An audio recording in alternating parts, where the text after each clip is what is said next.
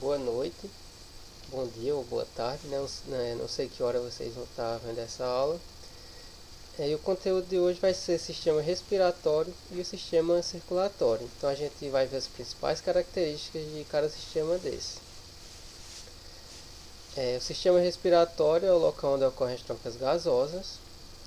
Então o gás oxigênio ele se difunde para o interior de vasos sanguíneos e vai ocorrer a difusão do gás carbônico na direção oposta. Então vai entrar gás oxigênio e sair gás carbônico. Coloquei essas imagens aqui para a gente ter uma noção melhor de como funciona isso. Então aqui a gente tem as narinas, por onde entra o oxigênio, e ele vai percorrer esse caminho: faringe, laringe, traqueia, até chegar aos pulmões, que é onde vai ocorrer a troca gasosa.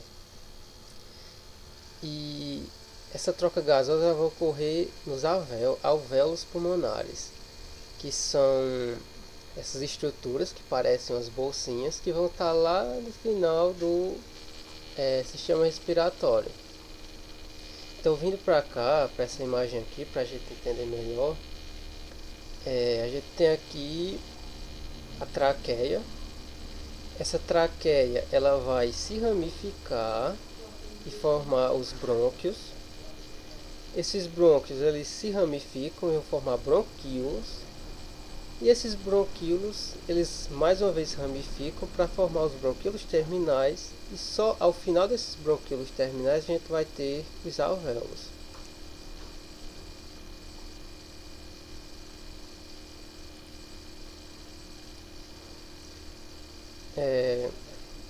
Esses alvéolos é onde vai ocorrer a troca gasosa.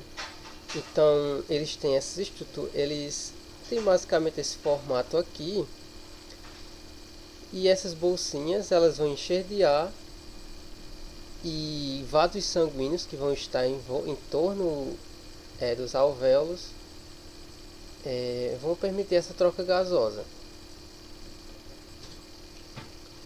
Os pulmões eles são órgãos esponjosos e elásticos e são formados por milhões de alvéolos que se enchem de ar, como eu já expliquei, né? Então são milhões de alvéolos pulmonares que existem em cada pulmão.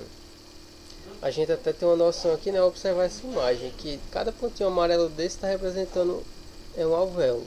São muitos, milhões. E vão estar protegidos, os pulmões eles vão estar protegidos pela caixa torácica. Então, não só os pulmões, né, também o coração é outro órgão que vai estar protegido. Como a gente sabe, né, alguns órgãos eles ficam protegidos nessa região, órgãos mais sensíveis, mais vitais também para a vida, né, e que concedem uma certa proteção, né, essa caixa torácica. O tórax separa-se do abdômen por uma estrutura muscular, o diafragma. O diafragma ele é um músculo que fica aqui abaixo da caixa torácica e ele tem papel importante na respiração. Além disso, uma membrana chamada pleura envolve cada pulmão e o mantém aderido à parede da caixa torácica. Então, observando essa imagem aqui, a gente pode ver o esquema do pulmão. E aqui vai ter uma membrana, uma pleura. Na verdade, tem a pleura que fica em volta do pulmão. Eu não acredito que não dê para ver bem aí, mas é essa pequena membranazinha que está um pouco vermelha aqui, só que a imagem pequena não dá para ver bem, né? Aí tem a cavidade pleural, que é essa partezinha azul. E tem a pleura que fica aderida à pleura parietal. Então, essa membrana, né, também faz parte ela reveste o pulmão. E o pulmão esquerdo é um pouco menor que o pulmão direito. Quanto à inalação do ar, ao entrar no nariz e passar pelas cavidades nasais, o ar é aquecido e umedecido. Uma função É importante, né, a respiração ocorrer pelo nariz, porque o nariz ele é uma estrutura que contém as características necessárias para uma boa respiração. Então o ar, quando ele passa aqui, ele é aquecido e umedecido da forma ideal para ser levado ao pulmão e ocorrer as trocas gasosas. Diferentemente de quando a respiração é feita pela boca, que esse ar ele não vai estar ideal, como acontece ao entrar pelo nariz. O ar é filtrado por pequenos pelos presentes nas cavidades nasais. Esses pelinhos, que eles têm papel importante, eles filtram pequenas partículas, impedindo que elas desçam para o pulmão. E as partículas, as que passam, né, que a gente sabe que também não dá para esses pelos prender todas, as que passam ficam retidas na camada de muco que reveste as cavidades nasais. Inclusive essa região aqui da traqueia tem muco também nos brônquios.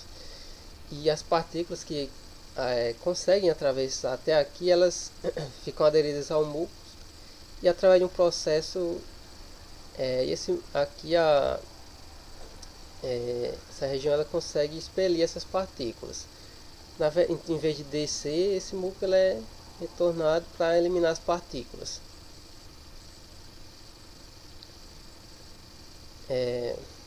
Bom, quanto à ventilação pulmonar, a gente tem a inspiração e a expiração, né? Inspiração, processo de puxar o ar para dentro, e a expiração, quando a gente expele o ar. Isso é resultado de dois mecanismos: o movimento de diafragma para cima e para baixo, e a elevação de abaixamento e o abaixamento das costelas. Como eu já falei para vocês, o diafragma ele é importante nesse processo de respiração. Então a gente pode ver, né, que ele desce um pouco quando os pulmões enchem, assim como a caixa torácica ela se expande. E quando a gente respira o ar, né, dá essa diminuída.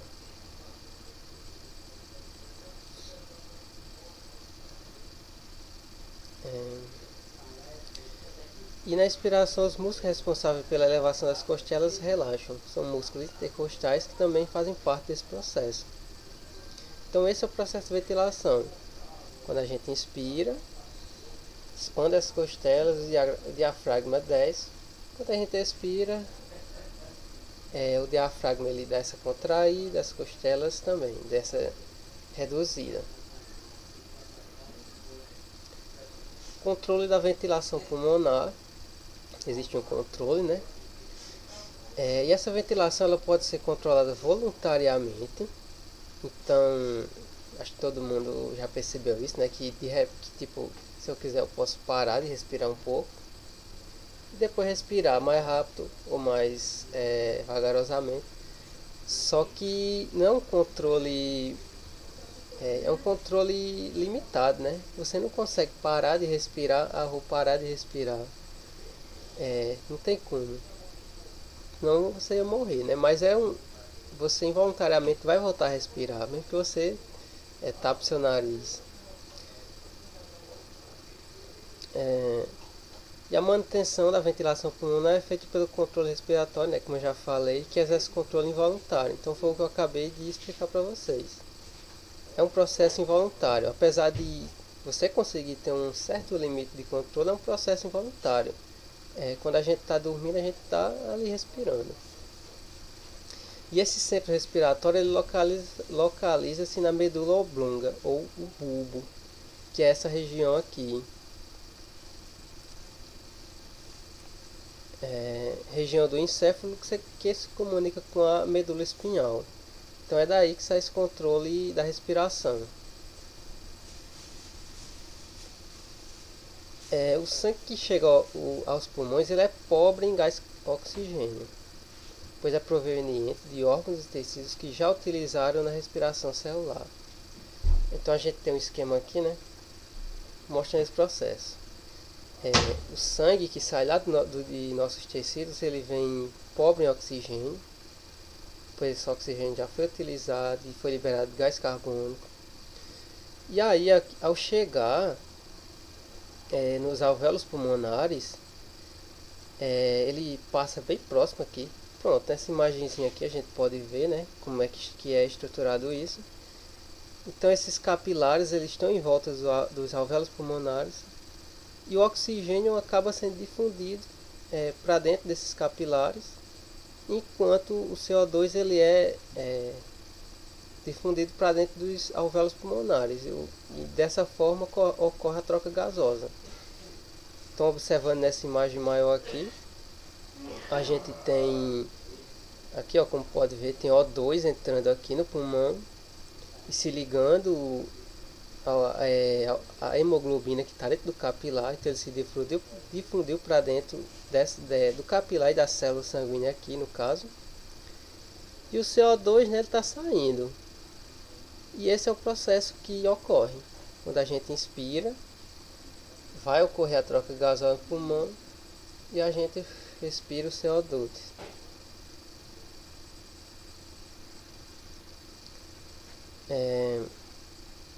Praticamente todo o gás oxigênio que sai dos alvéolos e chega ao sangue é transportado no interior dos glóbulos vermelhos.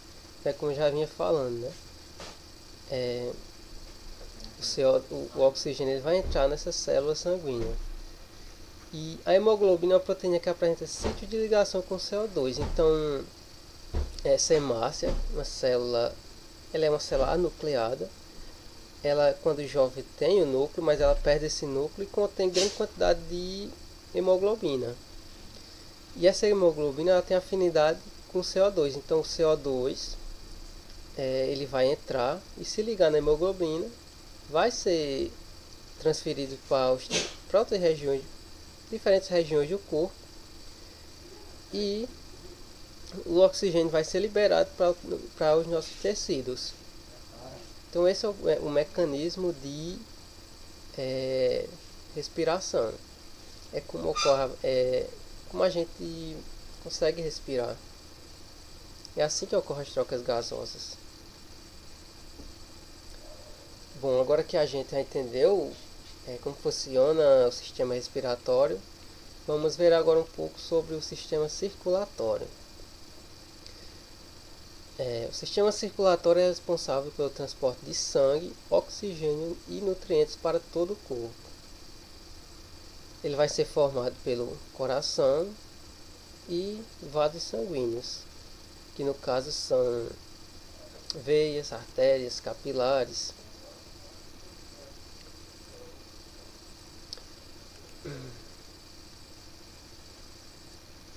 Aqui a gente tem um esquemazinho mostrando a nossa circulação. Então, observando aqui, a gente tem o coração.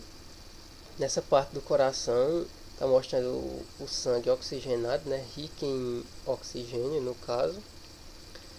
E esse sangue ele vai sair do ventrículo esquerdo e vai passar para o sistema sanguíneo e vai ser transportado para diferentes regiões do corpo. Aqui a gente tem os capilares, onde vai ocorrer, enquanto esse sangue oxigenado está levando oxigênio, está entrando CO2, né, nas células, e esse sangue ele vai ficando pobre em oxigênio. Então ele vai entrar nas veias, essa veia vai levar o sangue pobre em oxigênio de volta para o coração. Do coração ele vai sair para os pulmões, onde vai ocorrer as trocas gasosas e retornar rico em oxigênio para o coração novamente. E é assim que ocorre a manutenção do CO2 no nosso organismo. O coração é formado por células musculares estriadas cardíacas que se contraem involuntariamente. Então o coração, a gente bem sabe, né, que ele está sempre batendo, é um controle involuntário. E ele é um músculo bem forte, né? Então é essencial para a vida, não tem como a gente sobreviver, né, sem ter o coração ali batendo. E como eu já mencionei, é o coração que realiza o bombeamento do sangue para todas as partes do corpo.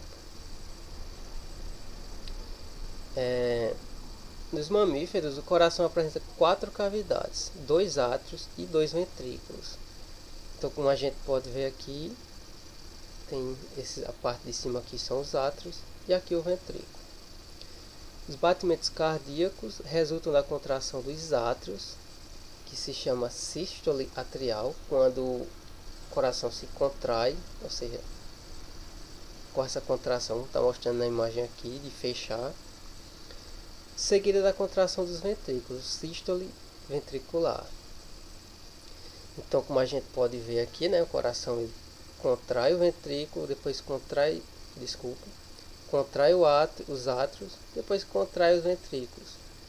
Isso é o processo de sístole ventricular e sístole atrial e sístole ventricular. E o inverso desse processo, que é quando o coração relaxa, é a diástole. Então, quando contrai é a sístole, relaxa a diástole.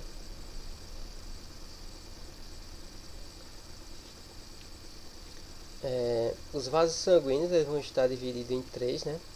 São as artérias. São vasos que levam sangue no sentido que vai do coração para as diversas partes do corpo. As veias conduzem o sangue das diversas partes do corpo para a cavidade do coração. E os capilares, vasos de diâmetro muito pequeno, que possuem apenas uma camada de células na sua parede. Então, observando esse esquema aqui, a gente pode ver aqui uma artéria, né? Tem até mostrando mais algumas estruturas da artéria. Então, nessa partezinha, enfim, na constituição da artéria, a gente vai ter tanto da artéria como da veia, o músculo liso, tecido conjuntivo. Mas voltando ao foco aqui, né, a gente tem a artéria. Essa artéria ela vai se ramificar e a gente vai ter as arteríolas. E aqui a gente tem os capilares. Então, esses capilares, eles são muito finos e inclusive passa uma célula sanguínea por vez, são muito finos, que vão estar presentes em todo o nosso corpo, né? E à medida que o sangue vai passando, ele vai mandando oxigênio para os tecidos, e o CO2 acumulado vai passando para as células sanguíneas, e aí desses capilares vai retornar através da vênula, posteriormente à veia, o sangue que está pobre em oxigênio. Ou seja, ele tem muito CO2 agora, então está pobre em oxigênio. E vai retornar para o coração, onde vai ser mandado para os pulmões. Ocorre a troca gasosa e o processo se repete. Volta para o coração, que vai ser encaminhado para diversas partes do corpo novamente. A circulação sanguínea está dividida em duas. A gente tem a circulação pulmonar, que é a pequena circulação, e a circulação sistêmica, que é a grande circulação. Então, a circulação a pequena circulação, o sangue sai do ventrículo direito, vai para os pulmões, e os pulmões retornam para o átrio esquerdo. Do átrio esquerdo passa para o ventrículo esquerdo, que é bombeado para todo o corpo. Então, depois disso, né, você retorna pobre em oxigênio para o átrio direito, vai passar para o ventrículo direito, vai ser mandado para o pulmão, e aí esse processo se repete. Então, essa circulação aqui, que vai para o pulmão, é a pequena circulação, e a grande circulação é essa aqui, que manda sangue para todo o corpo.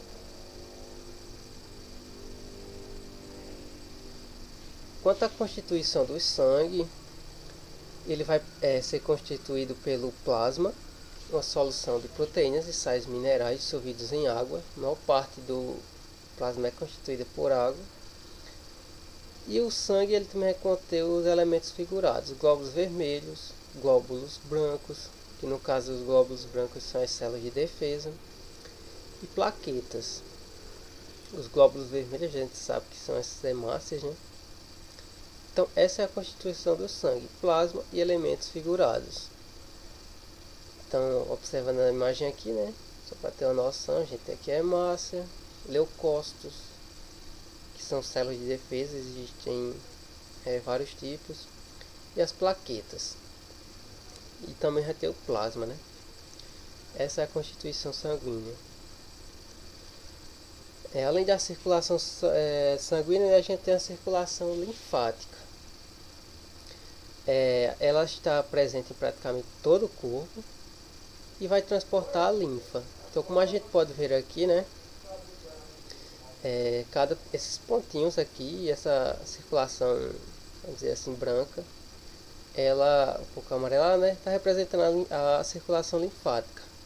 Então a gente tem, e além da circulação linfática, né, a gente vai ter os órgãos linfáticos também.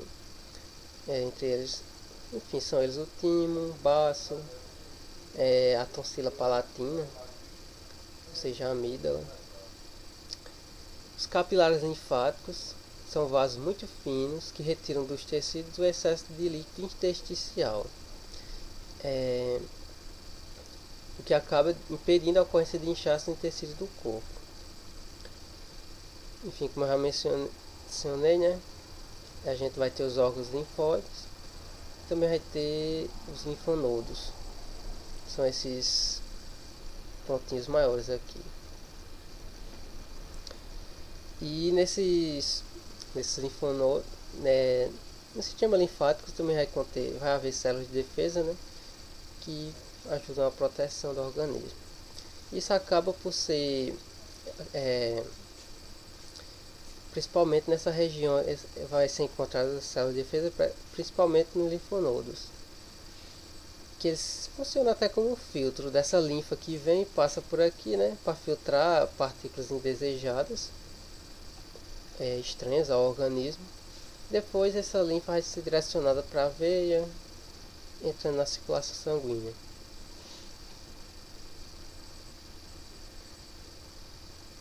Quanto à manutenção da temperatura interna, a gente tem que há tecido do corpo com taxa metabólica mais elevada, ou seja, ela libera o calor mais intensamente.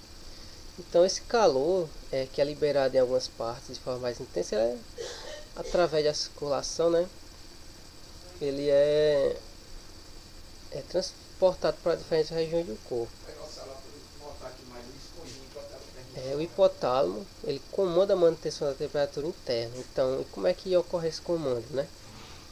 A gente tem, por exemplo, quando a pessoa está com frio, né, ocorre contrações musculares, aquele tremor, os pelos arrupiam também. Isso é uma resposta ao ambiente frio. E aquele tremor ele ajuda a gerar calor e manter você mais aquecido. O contrário, a gente tem a vasodilatação. Nesse caso, quando você está com muito calor, né, então os vasos dilatam, que auxilia no processo de perda de calor através da pele. Então a gente transpira e ajuda a liberar esse calor. E aqui a gente tem nesse esquema, né, mostrando o hipotálamo, está bem aqui nessa região. E a gente pode ver aqui aumentado também.